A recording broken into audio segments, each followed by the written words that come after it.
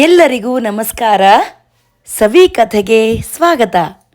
ಇವತ್ತಿನ ಕಥೆಯ ಹೆಸರು ಗರ್ವದ ಜಿಂಕೆ.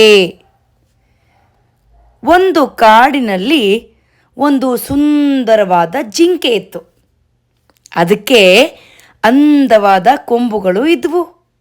ಒಂದಿನ ಅದು ನೀರು ಕುಡಿಬೇಕು ಅಂತ ಕೆರೆ ಬಳಿಗೆ ಬಂತು.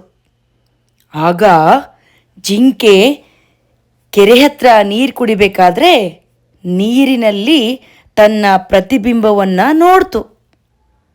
ಅದು ತನ್ನ ರೂಪವನ್ನು ಕಂಡು ಬಹಳ ಸಂತೋಷಪಡ್ತು. ಆಹಾ, ಓಹೋ, ನನ್ನ ಕೊಂಬುಗಳು ನೋಡಿ ಎಷ್ಟು ಚಂದವಾಗಿದ್ದಾವೆ ಅಂತ ಜಿಂಕೆ ಜಂಭ ಪಡ್ಕೊಳ್ತು. ಅದು ತನ್ನ ಕೊಂಬುಗಳನ್ನು ನೋಡಿ ಬರೀ ಖುಷಿ ಪಡಲಿಲ್ಲ, ಜಂಭ ಪಡ್ಕೊಳ್ತು. ಅದಾದ ಮೇಲೆ ಅದೇ ನೀರಿನ ಪ್ರತಿಬಿಂಬದಲ್ಲಿ ಜಿಂಕೆ ತನ್ನ ಕಾಲುಗಳನ್ನು ನೋಡ್ಕೊಳ್ತು. ಅದರ ಕಾಲುಗಳು ತೆಳ್ಳಗೆ ಉದ್ದವಾಗಿದ್ದವು. ಆಗ ಜಿಂಕೆ, ಛೀ, ನನ್ನ ಕಾಲುಗಳು ಎಷ್ಟು ವಿಕಾರವಾಗಿವೆ ನೋಡು, ಛೇ ಅಂತ ಜಿಂಕೆ ತನ್ನಲ್ಲಿಯೇ ಬೇಸರ ಪಡ್ಕೊಳ್ತು.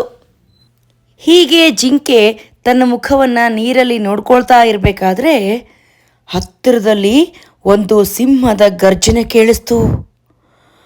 ಆಗ ಅಪಾಯದ ಅರಿವಾದ ಜಿಂಕೆ, ಅಯ್ಯೋ, ಇಲ್ಲಿ ಯಾವುದೋ ಸಿಂಹದ ಗರ್ಜನೆ ಕೇಳಿಸ್ತಿದೆಯಲ್ಲಪ್ಪ, ಓಹೋ, ಏನೋ ಅಪಾಯ ಆಗೋದಿದೆ ಅಂತ ಜಿಂಕೆ ಭಯದಿಂದ ಸುತ್ತ ನೋಡ್ತು.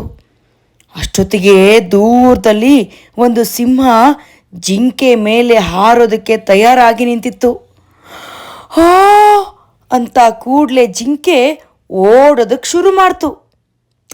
ಜಿಂಕೆ ತನ್ನಿಂದ ಸಾಧ್ಯವಾದಷ್ಟು ವೇಗವಾಗಿ ಓಡ್ತು. ಹಿಂದೆ ಸಿಂಹನೂ ಕೂಡ ಜಿಂಕೆಯನ್ನು ಅಟ್ಟಿಸ್ಕೊಂಡು ಬರ್ತಿತ್ತು. ಜಿಂಕೆ ತನ್ನ ತೆಳುವಾದ ಉದ್ದನೆಯ ಕಾಲುಗಳಿಂದ ವೇಗವಾಗಿ ಓಡಕ್ಕೆ ಶುರು ಮಾಡ್ತು. ಕಾಲುಗಳು ಈಗ ಸಿಂಹದಿಂದ ತಪ್ಪಿಸ್ಕೊಳ್ಳೋದಕ್ಕೆ ನೆರವಾದವು ಜಿಂಕೆಗೆ. ಜಿಂಕೆ ಕಾಲು ಉದ್ದವಾಗಿ ತೆಳ್ಳಗಿದ್ದರಿಂದ ಬೇಗ ಬೇಗ ಕಾಲೆತ್ತಾಕಕ್ಕೆ ಸಹಾಯ ಆಯಿತು. ಹಾಗಾಗಿ ಜಿಂಕೆ ದೂರ ಜೋರಾಗಿ ಓಡ್ತಾ ಇತ್ತು. ಆದರೆ ಪಾಪ, ಜಿಂಕೆಯ ಅದೃಷ್ಟ ಚೆನ್ನಾಗಿರಲಿಲ್ಲ. ಓಡ್ತಿರ್ಬೇಕಾದ್ರೆ ಆ ಜಿಂಕೆಯ ಸುಂದರವಾದ ಕೊಂಬುಗಳು ಅಲ್ಲೇ ಒಂದು ಮರ ಇತ್ತಲ್ವಾ, ಆ ಮರಕ್ಕೆ ಒಂದು ಬಳ್ಳಿ ಇತ್ತು. ಆ ಗಿಡದ ಬಳ್ಳಿಗಳ ನಡುವೆ ಜಿಂಕೆಯ ಸುಂದರವಾದ ಕೊಂಬು ಸಿಕ್ಕೊಂಬಿಟ್ವು. ಎಷ್ಟು ಎಳೆದ್ರೂ ಅದಕ್ಕೆ ಕೊಂಬುಗಳನ್ನು ಬಿಡಿಸ್ಕೊಳ್ಳೋಕ್ಕಾಗಲೇ ಇಲ್ಲ. ಈ ಜಿಂಕೆ ಅದನ್ನು ಬಿಡಿಸ್ಕೊಳ್ಳೋಕೆ ಪ್ರಯತ್ನ ಪಟ್ಟು ಛೇ, ಈ ಕೊಂಬುಗಳಿಂದ ಎಂಥ ಅನರ್ಥವಾಯ್ತಪ್ಪ, ಈ ಕೊಂಬುಗಳು ಇಲ್ಲದೆ ಹೋಗಿದ್ರೆ ನನ್ನ ಈ ಕಾಲುಗಳಿಂದ ನಾನು ವೇಗವಾಗಿ ಓಡ್ತಾ ಇದ್ದೆ, ಈ ಸಿಂಹದಿಂದ ತಪ್ಪಿಸ್ಕೊಳ್ತಿದ್ದೆ ಅಂತ ಜಿಂಕೆ ಕೊನೆ ಬಾರಿಗೆ ಯೋಚನೆ ಮಾಡ್ತು. ಅಷ್ಟೊತ್ತಿಗೆ ಅದು ತನ್ನ ಕೊಂಬುಗಳಿಂದ ಸಿಕ್ಕಾಕೊಂಡಿರೋ ಗಿಡಬಳ್ಳಿಗಳನ್ನು ಬಿಡಿಸ್ಕೊಳ್ಳೋಕ್ಕಾಗದೆ ಅಲ್ಲೇ ನಿಂತ್ಕೊಂಡು ಒದ್ದಾಡಕ್ಕೆ ಶುರು ಮಾಡ್ತು.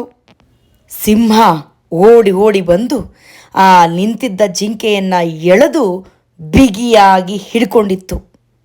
ಸಿಂಹದ ಬಾಯಿಗೆ ಜಿಂಕೆ ಆಹಾರವಾಗಿತ್ತು. ಗೊತ್ತಾಯ್ತಾ ಮಕ್ಕಳೇ, ನಮಗೆ ಸುಂದರವಾದದ್ದು ಎಷ್ಟೇ ಇದ್ದರೂ ಅದು ಉಪಯೋಗಕ್ಕೆ ಬರದೇ ಇದ್ದರೆ ಏನು ಉಪಯೋಗ? ಚೆಂದಾಗಿಂದ ನೋಡದೆ ನಮಗೆ ಆಗುವಂಥದ್ದು, ನಮ್ಮ ಆಪತ್ತಿಗಾಗುವಂಥದ್ದು, ನಮಗೆ ಯಾವುದು ಸಹಾಯಕ್ಕೆ ಬರುತ್ತೋ ಅದೇ ಬಲು ಮುಖ್ಯ. ಚೆಂದ ಇದ್ದು ಕೂಡ ನಮಗೆ ಉಪಯೋಗಕ್ಕೆ ಬರೆದಿದ್ರೆ, ಆಪತ್ತಿಗಾಗದೇ ಇದ್ದರೆ ಏನು ಉಪಯೋಗ? ಹಾಗಾಗಿ ಉಪಯೋಗವಿಲ್ಲದ ಚೆಲುವಿನಿಂದ ಯಾವ ಪ್ರಯೋಜನವೂ ಇಲ್ಲ. ಈಗ ನಮ್ಮ ಹತ್ರ ಸುಂದರವಾದ ಒಡವೆ ಇರುತ್ತೆ ಅಂತ ಅಂದ್ಕೊಳ್ಳಿ. ಎಲ್ಲೋ ಒಂದು ಕಾಡಲ್ಲಿ ಸಿಕ್ಕಾಕೊಂಡಾಗ ನಮಗೆ ತುಂಬ ಹಸಿವಾಗಿರುತ್ತೆ. ಆಗ ನಮ್ಮ ಹತ್ರ ಒಡವೆ ಇರುತ್ತೆ, ನಾವು ಶ್ರೀಮಂತರಾಗಿರ್ತೀವಿ, ಆದರೆ ಅದು ನಮ್ಮ ಹೊಟ್ಟೆನ ತುಂಬಿಸೋದಿಲ್ಲ. ಎಷ್ಟೇ ಶ್ರೀಮಂತರು ದೊಡ್ಡ ಏನೇ ಇದ್ದರೂ ಕೂಡ ಹಸಿವಿನ ಟೈಮಲ್ಲಿ ನಮ್ಮ ಹೊಟ್ಟೆ ತುಂಬಿಸಕ್ಕೆ ಬೇಕಾಗಿರೋದು ಅನ್ನ ಅಲ್ವಾ? ಇವತ್ತಿನ ಕಥೆ ಗರ್ವದ ಜಿಂಕೆ. ಇದರ ನೀತಿ ಇದೇ ಆಗಿದೆ: ಉಪಯೋಗವಿಲ್ಲದ ಚೆಲುವಿನಿಂದ ಪ್ರಯೋಜನವಿಲ್ಲ. ಹೇಗಿತ್ತು ಸವಿಲೋಕದ ಕಥೆ? ಇಷ್ಟ ಆಯ್ತಾ? ಹಾಗಾದ್ರೆ ಸಬ್ಸ್ಕ್ರೈಬ್ ಮಾಡಿ, ಬೆಲ್ ಐಕನ್ ಒತ್ತಿ, ನಿಮ್ಮ ಸ್ನೇಹಿತರೊಂದಿಗೂ ಹಂಚ್ಕೊಳ್ಳಿ.